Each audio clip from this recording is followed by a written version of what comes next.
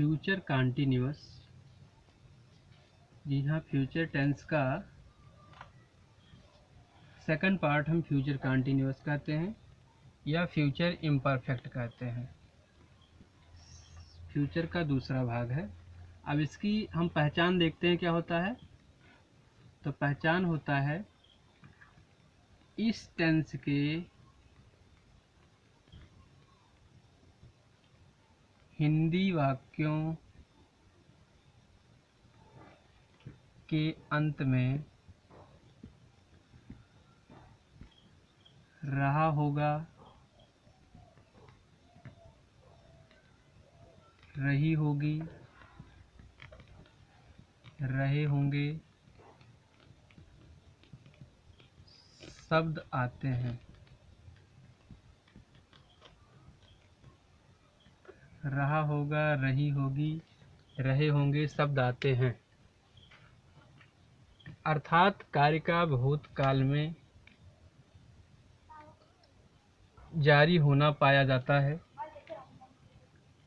अब इसकी हो गई पहचान। इसके बाद हम इसका देखते हैं ट्रांसलेट बनाने के लिए हम किस नियम का फॉलो करेंगे। तो ये होता है, आप देख सकते हैं कि पीछे में बता चुका है, आई और बी सब्जेक्ट के साथ हम हेल्पिंग वर्ब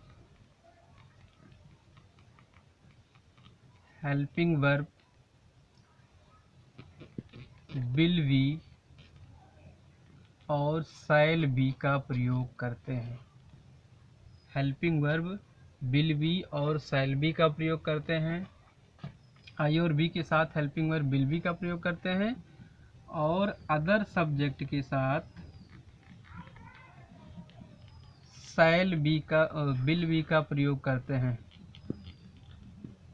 अदर सब्जेक्ट के साथ विल बी का प्रयोग करते हैं और वर्ब की फर्स्ट फॉर्म में आईएनजी का प्रयोग होता है। आईएनजी का प्रयोग होता है। अब सेंटेंस का स्ट्रक्चर है कि हम इसके पार्ट ऑफ स्पीच को कैसे रखेंगे। तो सबसे पहले हम यहाँ पे लिखते हैं सब्जेक्ट। सब्जेक्ट के बाद हम लिखेंगे हेल्पिंग वर्ब। तो हेल्पिंग वर्ब यहाँ पे कंपाउंड है, शैल बी और विल बी। तो आई और बी सब्जेक्ट होता है तो शैल बी का प्रयोग करेंगे, अदर सब्जेक्ट होता है तो विल बी का प्रयोग करेंगे। इसके बाद वर्ब की फर्स्ट फॉर्म में आईएनजी लगाते हैं। आईएनजी लगाने के बाद यहाँ पे आप ऑब्जेक्ट और अदर वर्ड लिख सकते हैं। ठीक है। फॉर एग्जाम्पल लेते हैं। तो एग्जाम्पल में क्या लिखेंगे, वह पुस्तक पढ़ रहा होगा। वह पुस्तक पढ़ रहा होगा। यहाँ देखना ये है कि रहा होगा, रही होगी और वाक्यों में आता है, लेकिन जब और वाक्यों में आएगा तो वहाँ पर जब समय दिया होगा तो फ्यूचर परफेक्ट कंटीन्यूअस टेंस होता है, लेकिन जब काम होने का समय नहीं दिया होता है तो फ्यूचर कंटीन्यूअस होता है। वह पुस्तक पढ़ रहा होगा। तो यहाँ पे हम क्या लिखेंगे, ही के लिए क्या लगाएंगे, will be reading, he will be reading the book. He will be reading the book. वह पुस्तक पढ़ रहा होगा। और एक एग्जाम्पल हम लेते हैं आई और बी का। आई और बी का ले देते हैं, मैं अपना गृह कार्य कर रहा हूँगा। तो ये हो जाएगा, I shall be doing my homework. I shall be doing my homework. मैं अपना गृह कार्य कर रहा हूँ। तो यहाँ पे देखिए पॉजिटिव केस में जब अपना के लिए कोई शब्द लगाते हैं तो अपना जो होता है आपका पॉजिटिव केस होता है प्रोनाउन का।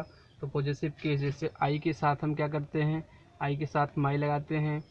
वहीं ही के साथ क्या लगा देते हैं, ही के साथ हिज लगा देते हैं। सी के साथ क्या लगाते हैं, सी के साथ हर लगाते हैं। दे के साथ क्या लगाते हैं, दे के साथ देयर लगाते हैं अपना के लिए। और वी के साथ क्या लगाते हैं, वी के साथ आवर लगाते हैं अपना के लिए। ये सब पॉजिटिव केस है, तो पॉजिटिव केस अपना के लिए इंग्लिश में काम देता है। पॉजिटिव केस जरूरी है याद करना। अब देखते हैं नेगेटिव सेंटेंस। तो नेगेटिव सेंटेंस में हमको ये करना है कि हेल्पिंग वर्ब विल और शैल के बाद नॉट लगाते हैं,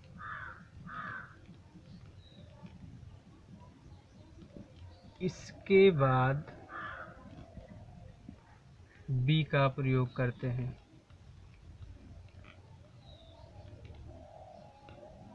इसके बाद बी का प्रयोग करते हैं। अब स्ट्रक्चर देखिएगा, स्ट्रक्चर क्या होता है,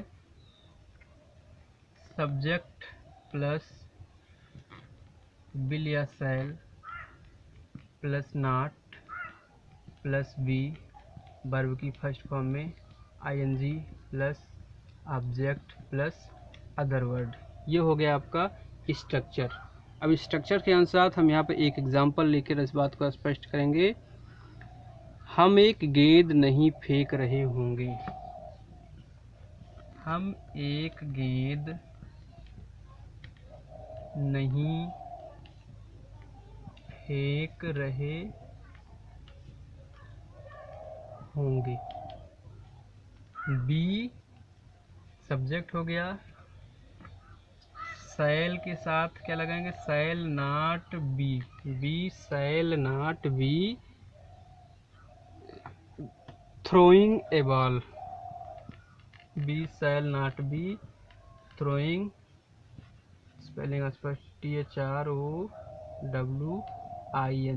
throwing a ball, be shall not be throwing a ball, हम एक गेंद नहीं फेंक रहे होंगे। वे लड़के को नहीं पीट रहे होंगे। वे लड़के को नहीं पीट रहे होंगे। तो लिखेंगे हम क्या, दे विल, अदर सब्जेक्ट है, they will not be beating, they will not be beating the boy, they will not be beating the boys, वे लड़के को नहीं पीट रहे होंगे, they will not be beating the boy। ये हो गया आपका नेगेटिव सेंटेंस। इसके बाद देखते हैं हम फर्स्ट टाइप इंट्रोगेटिव। ऐसे वाक्य जिनमें क्या शब्द पहले आता है फर्स्ट टाइप इंट्रोगेटिव सेंटेंस कहलाते हैं। अब इनमें क्या करते हैं फर्स्ट टाइप इंट्रोगेटिव में कि सब्जेक्ट से पहले हम विल का प्रयोग करते हैं और सब्जेक्ट के बाद हम बी का प्रयोग करते हैं। तो ये बात तो हम स्ट्रक्चर से क्लियर हो जाएगी कि स्ट्रक्चर इस सेंटेंस में कैसे रहेगा।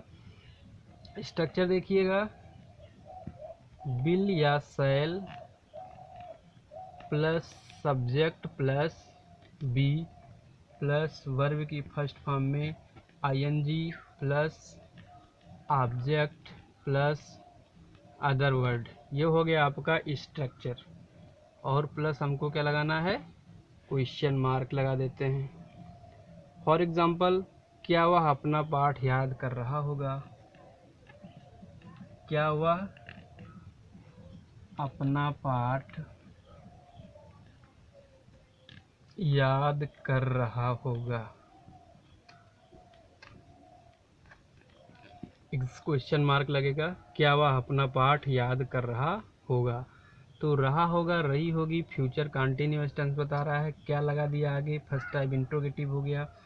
तो जब सब्जेक्ट से पहले क्या मिल जाता है हमको, अब यहाँ देखते हैं सब्जेक्ट ही है, लेकिन ही के पहले हमको लिखना है विल। हेल्पिंग वर्ब में कंपाउंड है तो हाफ हेल्पिंग वर्ब आगे लिखेंगे, विल ही। इसके बाद हमको लगाना है बी, तो विल ही बी। इसके बाद क्या लिखेंगे, वर्ब की फर्स्ट फॉर्म में आईएनजी याद करना, तो LEAR ING लर्निंग, क्या लिखेंगे, learning. Will he be learning अपना part his lesson, will he be learning his lesson.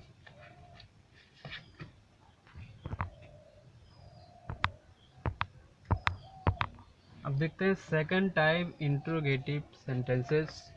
Second type interrogative sentence में क्या होता है, प्रश्नवाचक शब्द वाक्य के बीच में आता है, वाक्य के हिंदी वाक्यों के बीच में आता है।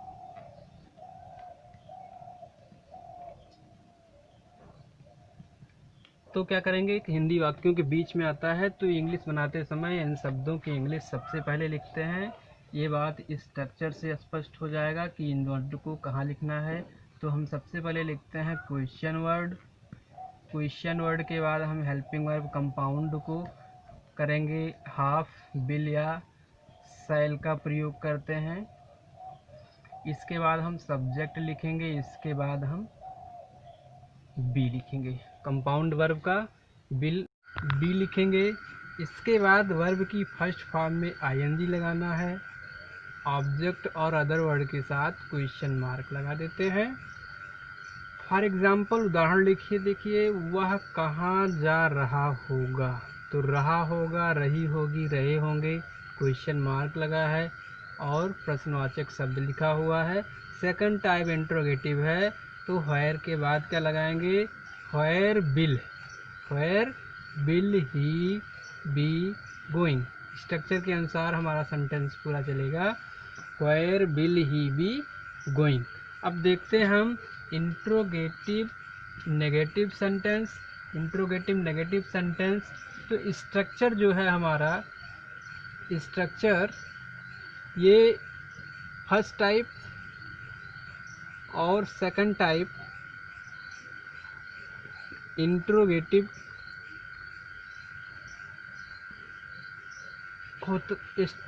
सेकंड टाइप इंट्रोगेटिव में सब्जेक्ट के बाद नॉट लगाते हैं, सब्जेक्ट के बाद नॉट लगाते हैं। जैसे वह स्कूल क्यों नहीं जा रहा होगा, वह स्कूल क्यों नहीं जा रहा होगा, क्वेश्चन मार्क। तो क्या लिखेंगे, why will he not be going to school. Structure हमारा यही देखना है कि सब्जेक्ट के बाद हमको नॉट लगाना है और इस तरह से फ्यूचर कंटीन्यूअस टेंस समाप्त होता है। अगले वीडियो में हम फ्यूचर परफेक्ट टेंस पढ़ेंगे।